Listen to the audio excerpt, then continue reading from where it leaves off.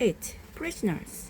Clom, clom. The children marched to a room at the top of another tower. A dozen warriors in shiny black armor surrounded them. Clang! The iron door was bolted shut. They were prisoners. Lord Spar passed back and forth before the thick blue curtain that covered one of the walls. Princess Kira began. You and your friends spoiled my plans to attack Vendorf Castle, and Galen discovered my little raid on Jaffa City. No matter, having you as a prisoner is far more valuable. Besides, you have something that belongs to me. The princess backed away. Let us go, Spar. My father on his way here right now. Spar left it. Neither your father nor your mother will ever see you again. My mother died, and you might. The sorcerer shimmered. Your mother is. Then he stopped. His eyes flashed. The leather pouch on your wrist. What? Spar grabbed the pouch for Frankia. My mother gave me that, she cried, trying to take it back, but Spar held it high. His fins turned inky black. He began to shake. Oh, Joe, if it be you, show me now your shape is so true. At once, the pouch began to shrink in Spar's palm. It shivered at the size of the small egg, then turned very smooth. Then it turned red. It began to glow. No, Kira gasped. No, no, Spar howled. The red eye of dawn, you had it all along. Now I have it. The first part is mine once again. Give it back to here. You smelly fishy head. Eric yelled.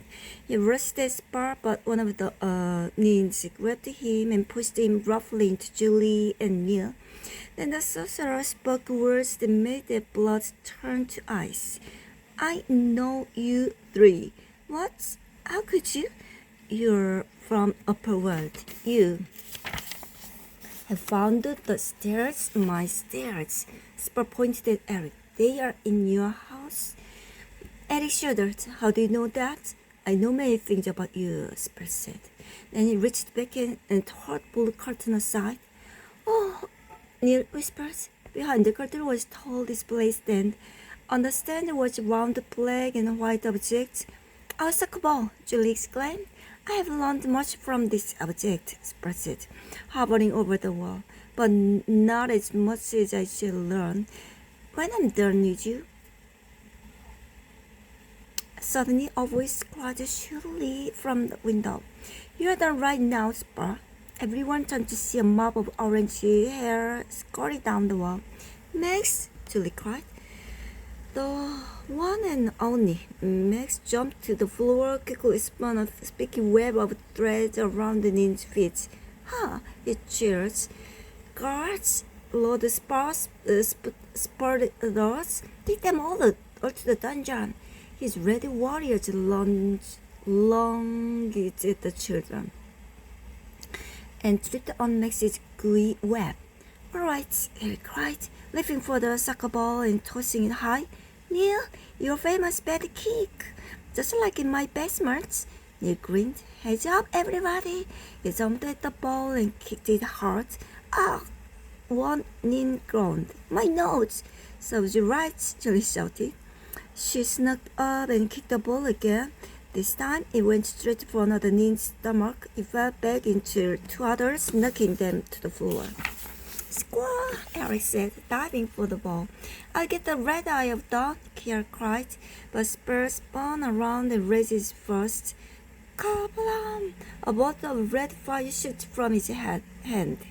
He staggered backward as the fire blew past Kira, punching a hole straight through the wall to the hole outside. I'll get the eye later, Eric shouted. Everybody out! He jumped through the hole in the wall with Neil and Kira. Julie and Max ran after them. They all rushed down the hall, but the ninjas were right under their heels. This way, said Eric. Tumbling through the narrow door, he tossed the soccer ball to Julie and slammed the door behind them. Oh, said Neil as he looked around. The light from a high window showed that they were in a small room, a very small room. He's right, Julie said. I think we found the dungeon all by ourselves. 9. In thin air. Wham! Wham! The Nins beat at the door, but Eric and Neil held it as tight as they could. Dungeons don't have exist, Mick said, calling to the window. This is a storage room. Too bad it's not magic storage room, Julie said. The invisible clock isn't big enough for all of us. And there's nothing here but this darn old Ross. Ross, said Kira. They might be old, but maybe they're not so dumb. Check the label. Clunk. The names banged harder on the door. Julie read the label. It says, Rose by Pasha. Do not remove this tag. Kia's face lit up. She nearly left. Find the green one with purple spirals in the corners.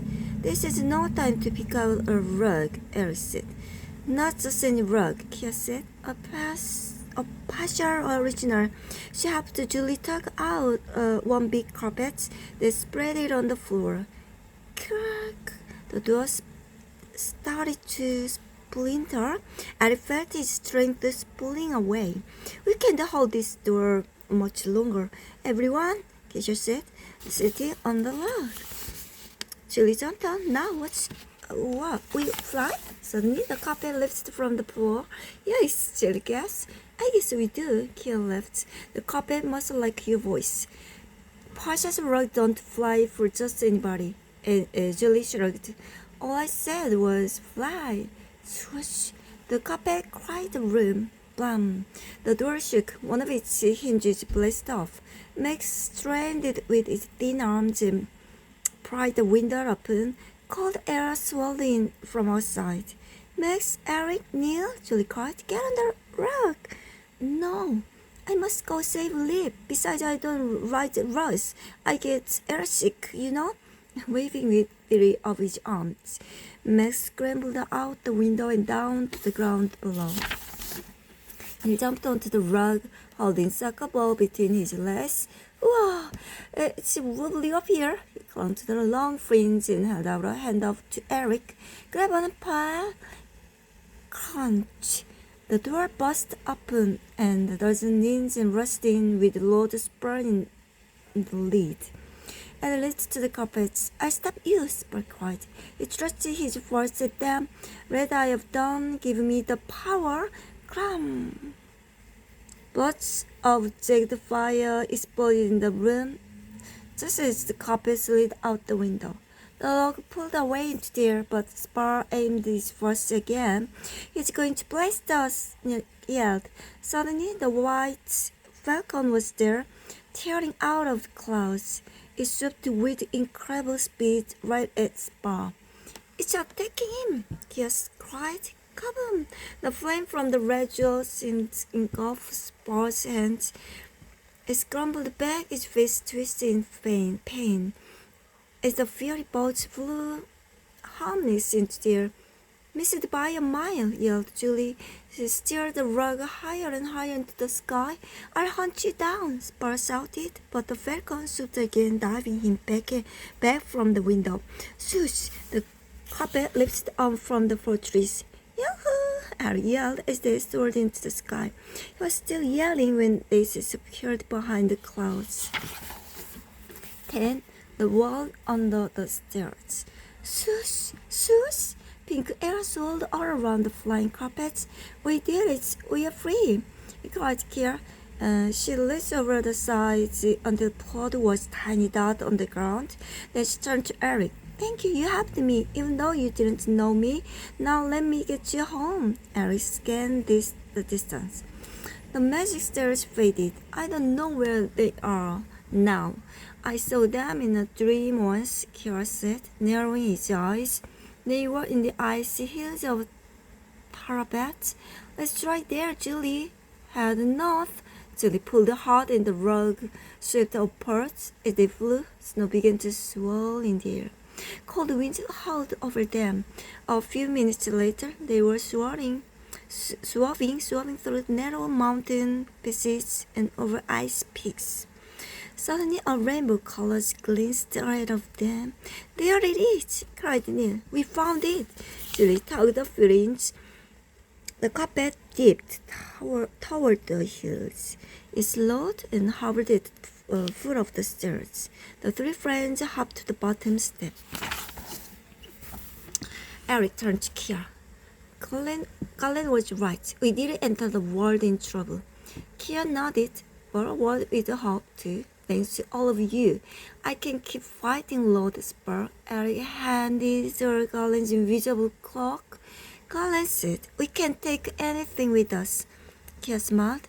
She held a soccer ball in her hands for a moment, then tossed it to Eric.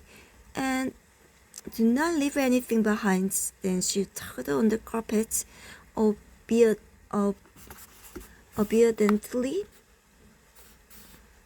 It pulled away from the steps. We'll see you again, Eric called out. The ice air began to sing around the Kia. If the magic works, you will. A moment later, she soared over the hills. Eric started into the snowy air until she was gone. If the magic works, better hurry, Julie said, staring up the steps. Or we'll be stuck in this snowstorm forever. The three friends ran up the stairs and entered a small room in Eric's basement. Eric turned to take one last look at the strange world of the snow beneath them. Goodbye, Drone, he said. He touched the wall next to him. Click. The light went on. The cement floor instantly took shape beneath them. The walls under the stairs disappeared. And if it had never existed, the three friends just stared at one another for a long time. Finally, Eric opened the door and walked out into the basement. It was still cluttered and messy. I don't know, he said, dropping the soccer ball onto the dust chair. It does seem kind of impossible, doesn't it? Oh yeah, he said, holding his stomach. I still feel that rug bouncing under me. And we hopped here, Julie said. That was real. It was cool not to be real. Eric slid the box in front the door. Colin told us to keep Drone a secret, and Kia said no, we're going back if the magic works. Until then, I guess we just have to wait. Julie checked out watch. We've been gone for hours. We'd better tell our parents we're okay. Together, they tramped up to the kitchen, took a deep breath, and opened the door. His mother was sitting at the dinner table. She had a shocked look on her face. Harry? Mom, let me try to explain. Harry, you'll never get the job done if we give up so soon. She pointed to the clock. It was only 10 minutes after 2. We did all that in 10 minutes, Neil said. Julie's mouth dropped open. That means, Mrs. Hinkle stood up. You finished the entire basement? Started for the door. Mom, no, Harry said, blocking the door. Actually, we didn't get far. There is still a lot to do. She glared at him because after the basement is attic and the porch and the garage, wham! The basement door slammed shut as Eric and his friends rushed back down the stairs. They stopped at the bottom of the stairs. Floating silently in the middle of the massive room was the soccer ball. Across the surface of the ball were letters written in thick blue ink.